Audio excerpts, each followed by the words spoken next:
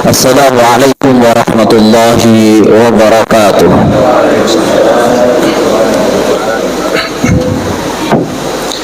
Allahumma qawil Islam wa ayyidil iman.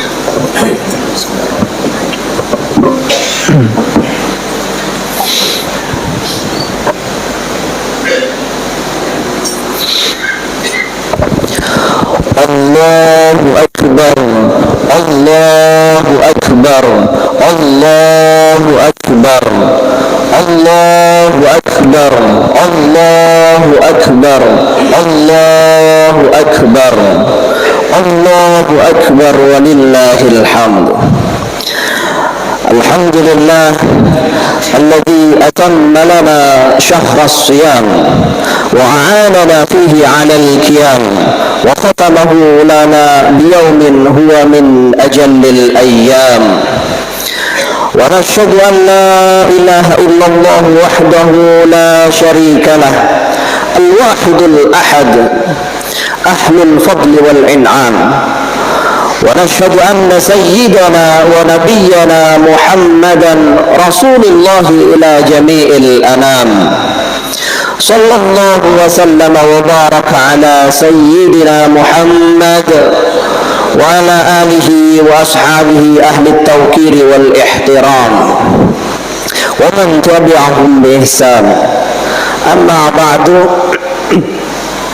فيا معاشر الإخوان rahimakumullah, usikum wa iyaya bitaqwallah faqad fazal muttaqun.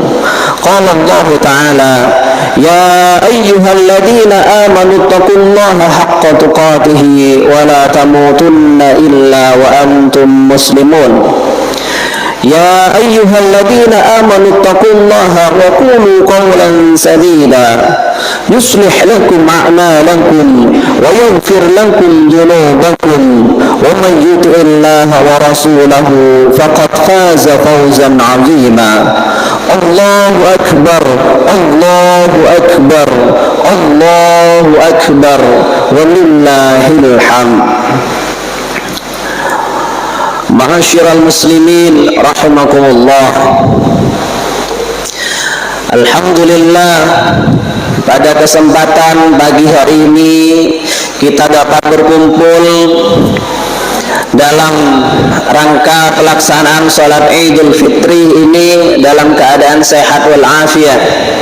Semoga Allah memberikan kita keistiqomahan, memberikan kita berkah yang banyak sehingga kita bisa semakin menunaikan kadar ketakwaan kita kepada Allah Subhanahu wa Ta'ala dengan cara menjalankan perintahnya dan menjauhi larangan-larangannya.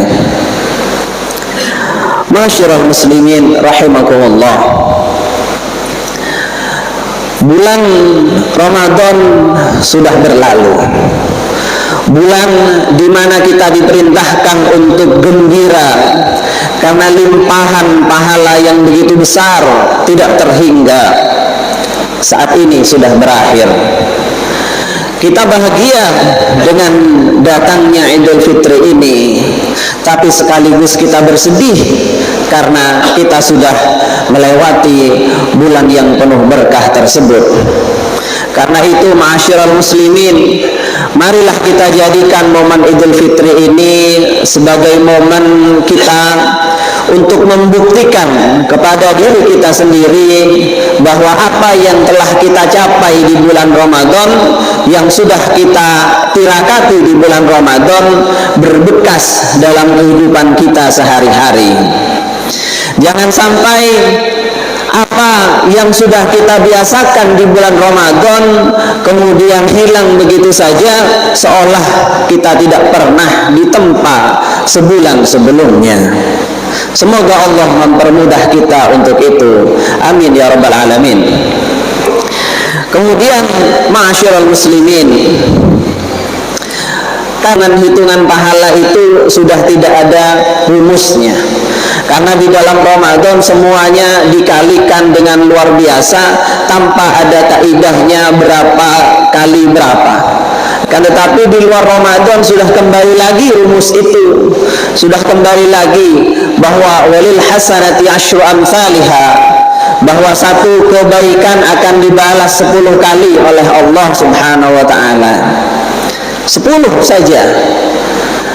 Kecuali Allah berkehendak melebihkannya bisa sampai 700 kali. Tapi itu adalah batasan di bulan di luar Ramadan.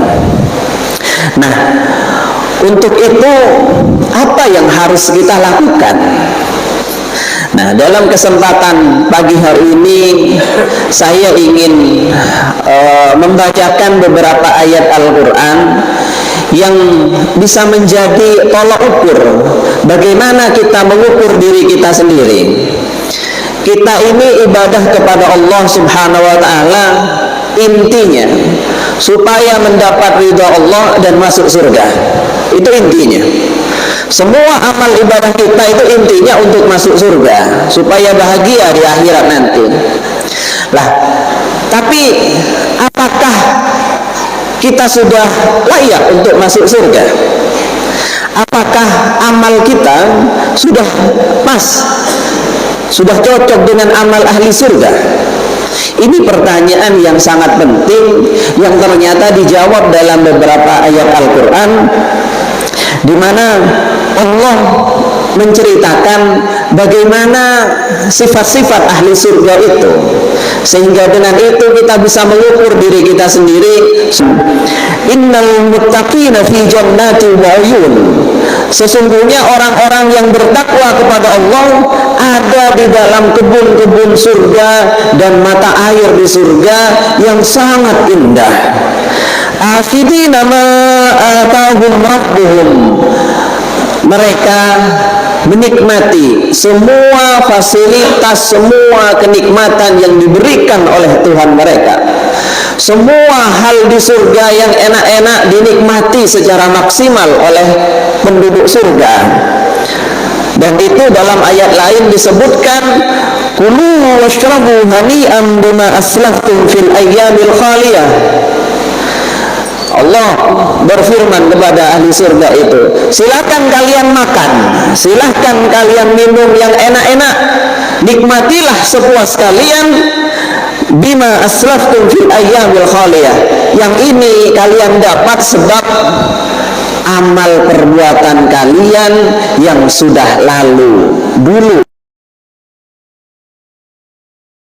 Kenikmatan itu didapat bukan karena usaha, bukan karena kejadian yang kemudian apa gitu setelah kita mati, tetapi bima aslaftum fil ayyamil khaliyah, karena apa yang sudah kita lakukan di masa lalu ketika kita masih hidup. Dan sekarang kita masih hidup, sekarang saatnya kita melakukan itu.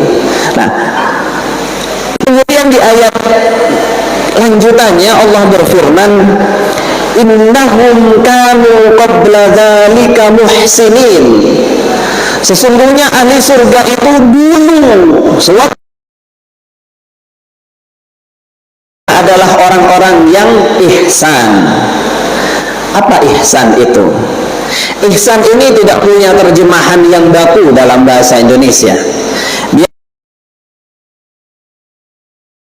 Berbuat baik, tetapi berbuat baik itu banyak dalam bahasa Arab. Ada al-birru, birru itu berbuat baik, ya.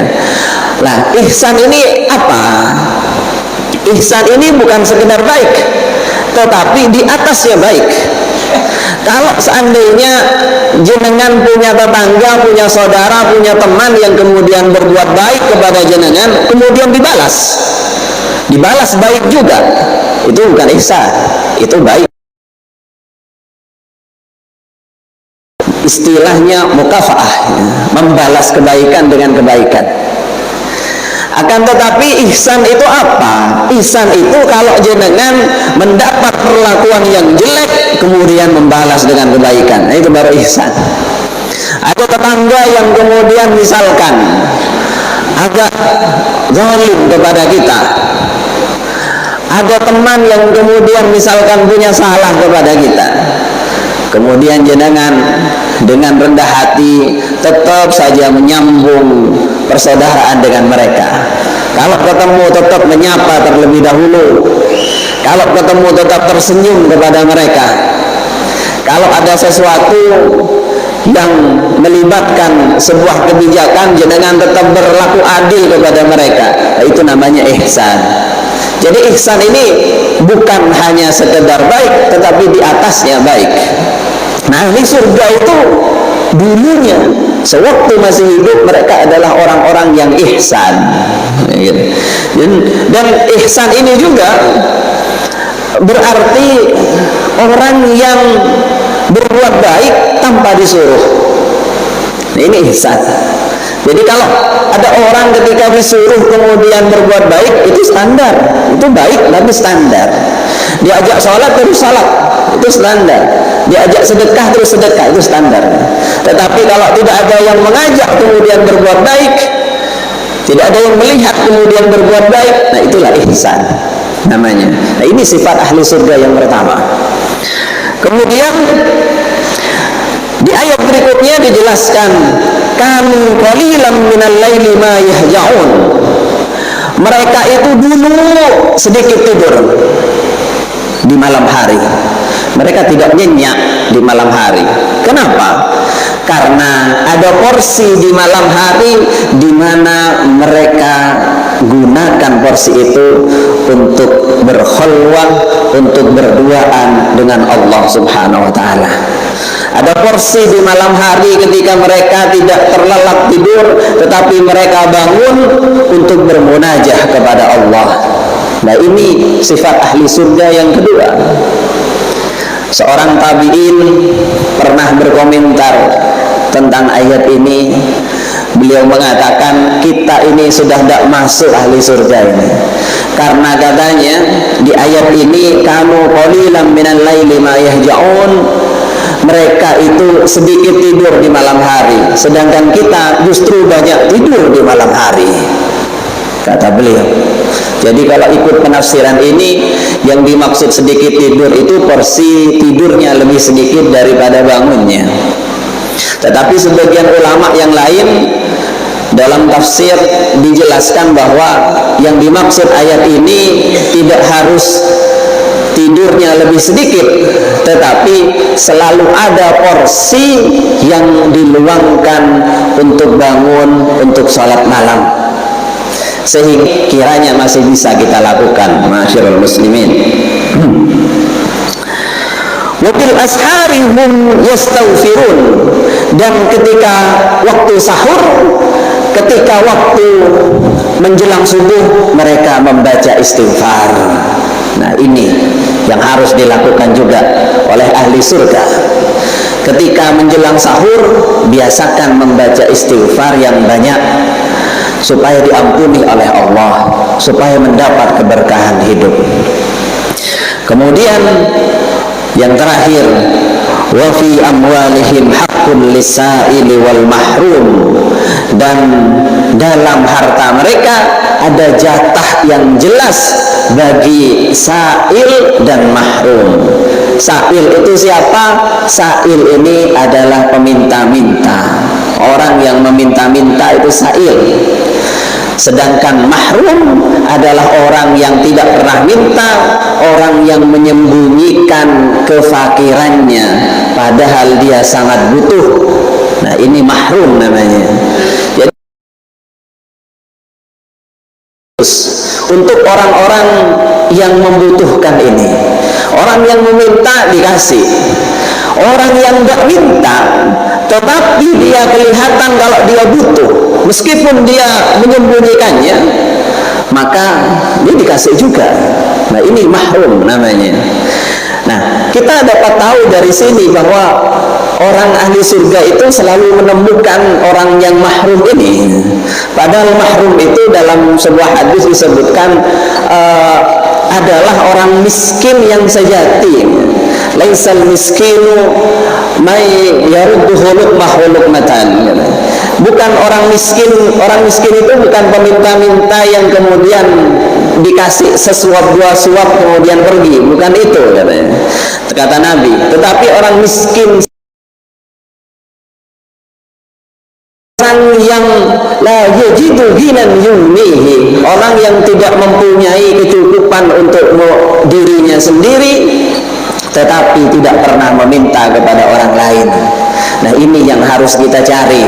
Apabila ada saudara, tetangga, kerabat yang kemudian termasuk golongan ini, kita usahakan untuk menyediakan porsi kecil dari harta kita untuk membantu mereka supaya kita layak menjadi ahli surga.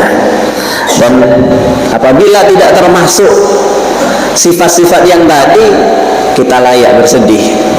Berarti kita tidak memenuhi syarat untuk disebut sebagai ahli surga yang akhidina bima atahum rabbuhum, yang menikmati semua fasilitas Allah di surga nanti.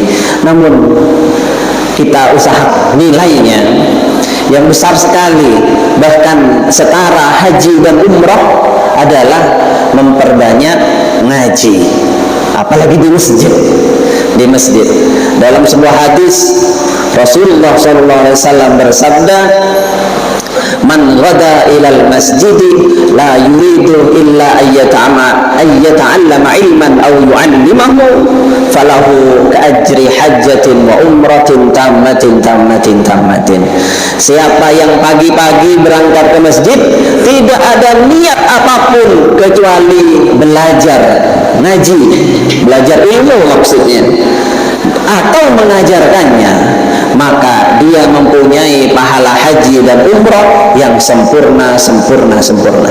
Jadi kalau jenengan mau haji dan umrah yang gratis, maka ngajilah di masjid pagi-pagi.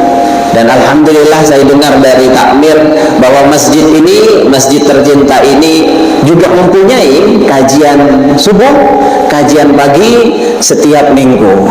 Nah, makanya masyarakat rugi sekali kalau tidak mengikutinya, karena itu adalah sarana yang sebentar saja tetapi pahalanya sama seperti haji dan umrah. Dan itulah beberapa hal yang bisa kita lakukan setelah Ramadan ini. Semoga Allah mempermudah, semoga Allah memberikan keistiqomahan kepada kita. Amin ya rabbal alamin. Taqabbalallahu minna wa minkum wa barik lana fi 'idina wa a'na wa iyyakum fi zumarati ibadihi salihin. Wa aqulu qawli hadha وأستغفر الله العظيم لي ولكم ولوالدي ولسائر المسلمين والمسلمات فاستغفروه إنه هو الغفور الرحيم. اللهم صل على سيدنا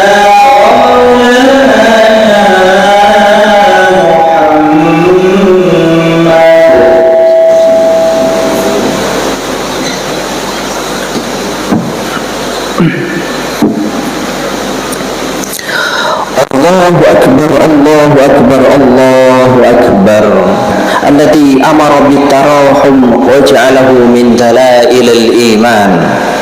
أحمده سبحانه على نعمه المتوالية وأشهد أن لا إله إلا الله وحده لا شريك له وأشهد أن سيدنا ونبينا محمدا عبده ورسوله الرحمة المهداة والنعمات المسداة.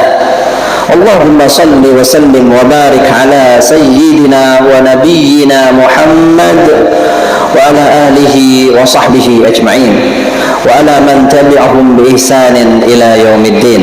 أما بأمر بدأ فيه بنفسه وثنى فيه بملائكته فقال تعالى إن الله وملائكته يصلون على النبي يا أيها الذين آمنوا صلوا عليه وسلموا تسليما. وقال رسول الله صلى الله عليه وسلم من صلى علي صلاة صلى الله عليه بها 10. اللهم صل وسلم وبارك على سيدنا محمد وعلى آله وصحبه أجمعين وارض اللهم عن الخلفاء الراشدين أبي بكر وعمر وعثمان وعلي وعن سائر الصحابة الأكرمين وعن التابعين ومن تبعهم بإحسان إلى يوم الدين آمين. اللهم اغفر للمؤمنين والمؤمنات والمسلمين والمسلمات الأحياء منهم والأموات. اللهم ادفع عنا البلاء والوباء والزلازل والمحن وسوء الفتنة والمحن ما ظهر منها وما بطن عن بلدنا إندونيسيا هذا خاصة وعن سائر بلاد المسلمين عامة. ربنا آتنا في الدنيا حسنة وفي الآخرة حسنة وقنا عذاب النار. عباد الله، إن الله يأمر بالعدل والإحسان وإيتاء ذي القربى وينهى عن الفحشاء والمنكر والبغي يعظكم لعلكم تذكرون. واذكروا الله العظيم يذكركم واشكروه على نعمه يزدكم ولذكر الله أكبر. الله أكبر الله أكبر الله أكبر لا إله إلا الله والله أكبر الله أكبر ولله الحمد. والسلام عليكم ورحمة الله وبركاته.